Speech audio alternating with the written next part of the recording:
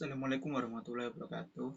Saya Muhammad Saifullah dari jurusan Manajemen F, Fakultas Ekonomi. NIM 20050111209. Di sini akan menjelaskan tugas akhir dari mata kuliah Sejarah Peradaban Islam, yaitu makalah langkah strategis bangsa Indonesia menuju peradaban Islam modern. Yang saya jelaskan yang pertama yaitu pendahuluan pada bab 1. Dan bab 1 ini adalah latar belakang. Latar belakangnya itu pendidikan pada hakikatnya merupakan suatu upaya mewarisi nilai yang akan menjadi penolong dan penentu umat manusia dalam menjalani kehidupan dan sekaligus untuk memperbaiki nasib dan peradaban umat manusia. Tanpa pendidikan, maka diyakini bahwa manusia sekarang tidak berbeda dari generasi manusia masa lampau dibandingkan dengan manusia sekarang. Telah sangat tertinggal baik kualitas kehidupan maupun proses pemberdayaannya. Secara ekstrim, bahkan dapat dikatakan bahwa maju mundurnya atau baik menurutnya peradaban suatu masyarakat, suatu bangsa akan ditentukan oleh bagaimana pendidikan yang dijalani oleh masyarakat bangsa tersebut. Realitas pendidikan Islam saat ini bisa dibilang telah mengalami masa intelektual deklot. Di antaranya indikasi adalah pertama, minimnya upaya pembaruan. Dan kalau itu ada perubahan sosial, politik, dan kemajuan iptek. Yang kedua, praktek pendidikan Islam sejauh ini masih melihara warisan yang lama dan tidak banyak melakukan pemikiran kreatif, inovatif, dan kritis terhadap isu-isu aktual. Tiga, model pembelajaran pendidikan Islam terlalu menekankan pada pendekatan intelektual, verbalistik, dan menegaskan pentingnya interaksi edukatif dan komunikasi humanistik antara guru dan murid. Keempat, orientasi pendidikan Islam diberatkan pada himbauan atau hamba Allah dan out. Padahal di sisi lain pendidikan Islam mengembangkan tugas penting, yakni bagaimana mengembangkan kualitas sumber daya manusia agar umat Islam dapat berperan aktif dan tetap disurvei di era globalisasi. Yang kedua yaitu pembahasan, yaitu strategi dari pendidikan Islam. Secara umum mempunyai pengertian suatu garis-garis besar dalam untuk bertindak dalam usaha secara yang telah ditentukan. Jika dihubungkan dengan belajar mengajar, strategi bisa diartikan sebagai pola-pola umum kegiatan guru anak-anak dalam perwujudan kegiatan belajar mengajar untuk mencapai tujuan yang digariskan. Al-Quran dalam menyampaikan pokok-pokok isinya memiliki strategi tersendiri yang mampu diterima oleh semua kalangan dan berbagai tingkat daya nalar membacanya. Beranjak dari hal-hal yang konkret dapat disaksikan dan diakui seperti hujan, angin, tumbuh-tumbuhan, petir, dan kilat. Kemudian beralih kepada hal-hal otomatis seperti keharusan mengakui wujud, keagungan, kekuasaan, dan seluruh sifat sempurna dari Allah Subhanahu wa Ta'ala. Itu B, paradigma dan strategi dari suatu pendidikan dalam Islam. Yang pertama yaitu satu, Islam itu meletakkan prinsip kurikulum, strategi, dan tujuan pendidikan berdasarkan akidah Islam. Yang kedua, pendidikan harus diarahkan pada pengembangan keimanan sehingga melahirkan amal soleh dan ilmu yang bermanfaat. Yang ketiga, pendidikan ditujukan dalam kegiatan untuk membangkitkan dan mengarahkan potensi-potensi baik yang ada pada diri setiap manusia selaras dengan fitrah manusia dan meminimalisir aspek yang buruknya. Yang keempat, keteladanan merupakan bagian yang tidak terpisahkan dalam suatu proses. Suatu strategi tersebut dengan demikian sentral karena yang harus diikuti adalah Rasulullah SAW. Adapun strategi dan pengembangan ilmu pengetahuan dilihat dalam perangkat tersebut. Yang pertama yaitu tujuan utama ilmu dikuasai manusia adalah dalam rangka untuk mengenal Allah Subhanahu wa taala. Ilmu harus dikembangkan dalam rangka menciptakan manusia yang hanya takut pada Allah Subhanahu wa taala.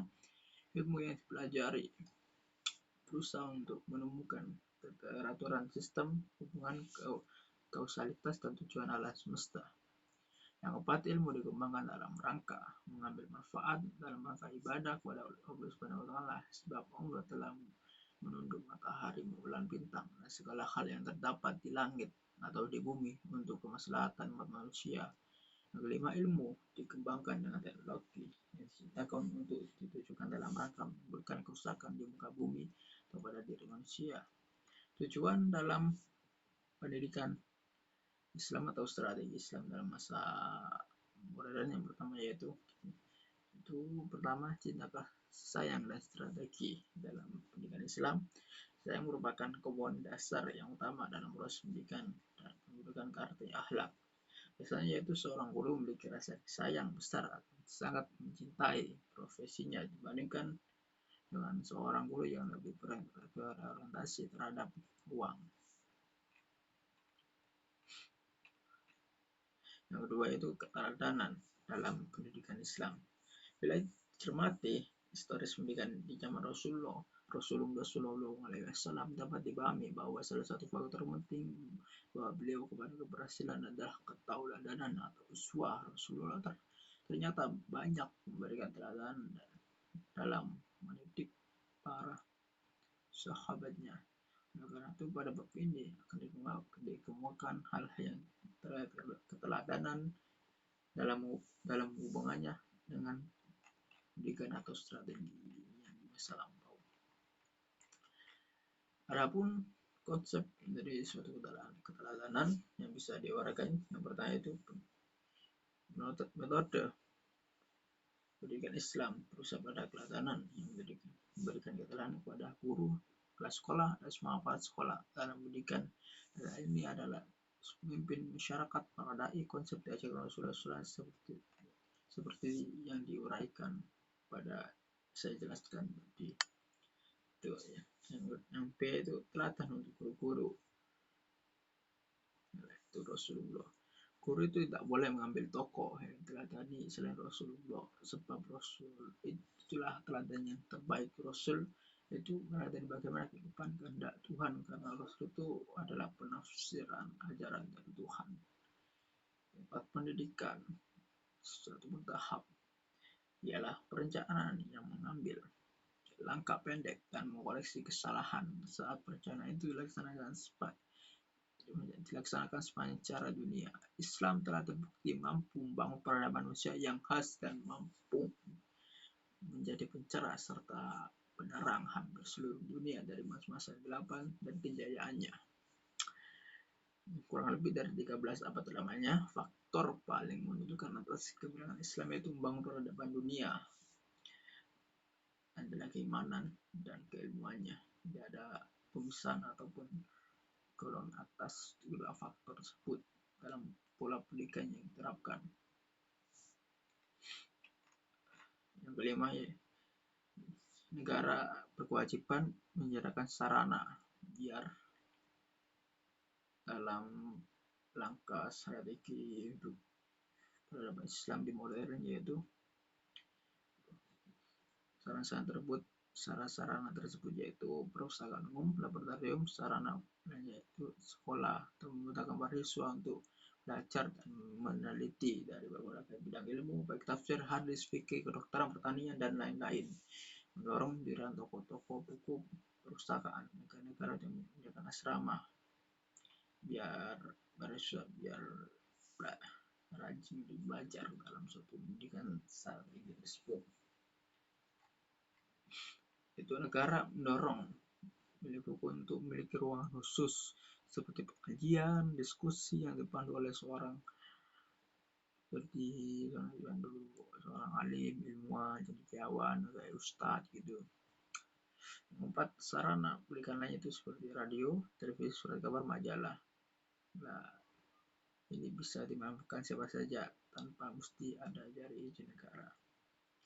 Negara mengizinkan masyarakat untuk menerbitkan buku, surat kabar, majalah walaupun tidak suatu berbahasa Arab, tapi siaran radio negara harus berbahasa Arab.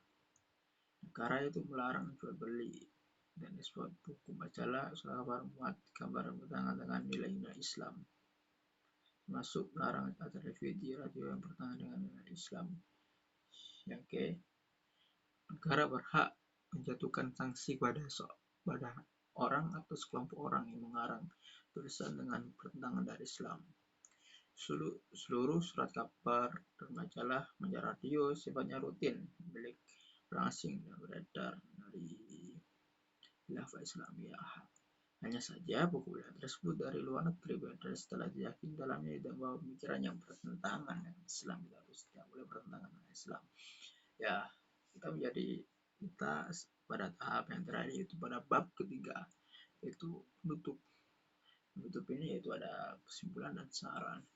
Kesimpulannya itu strategi pendidikan adalah sebuah pola yang sudah terencana dengan matang dan ditetapkan sebagai landasan untuk melaksanakan sistem pendidikan yang menyangkut tindakan atau kegiatan. Strategi pendidikan Islam pada dasarnya merupakan sebuah pola pendidikan yang bersumber dari Al-Quran sehingga membentuk kualitas SDM sebagai sinergitis antar kualitas rohani dan jasmani setiap yang dimiliki oleh individu dan warga bangsa yang bersangkutan. Strategi mencakup tujuan kegiatan, siapa yang terlibat dalam kegiatan, misi kegiatan, proses kegiatan, dan cara menunjang kegiatan. Strategi diterapkan dalam pendidikan Islam merupakan upaya untuk membentuk manusia yang dapat memahami diri sendiri dan orang lain. Dengan adanya strategi akan lebih mudah memahami dan memecahkan masalah yang ditimbulkan oleh manusia sebagai pendidik atau peserta didik. Ada kalanya orang banyak mengeluh dalam melaksanakan tugasnya sebagai pendidik diakibatkan tidak memahami bahkan tidak menggunakan strategi dalam mengajarkan pendidikan Islam. Saran yaitu kualitas dalam strategi pendidikan Islam yaitu tentukan dengan manusia yang berkompeten di bidangnya, sehingga untuk mewujudkan pendidikan Islam yang efisien dengan cara menunjukkan rasa tanggung jawab yang kuat pada pendidikan itu sendiri. Pada zaman era globalisasi ini, strategi yaitu fokus pada pendidikan harus mampu menjelaskan diri sendiri dengan keadaan yang sama dan belenggu oleh keadaan zaman dulu, karena strategi zaman dulu belum tentu digunakan pada zaman sekarang. Maka oleh sebab itu sesuaikanlah strategi yang digunakan dengan tuntutan zaman, tapi tidak keluar dari aturan Allah sehingga bersumber dari Al-Quran dan As-Sunnah. Sekian dari saya itu Muhammad Saifullah. Dari penjelasan saya, mohon maaf ketika tidak jelas. Terima kasih. Assalamualaikum warahmatullahi wabarakatuh.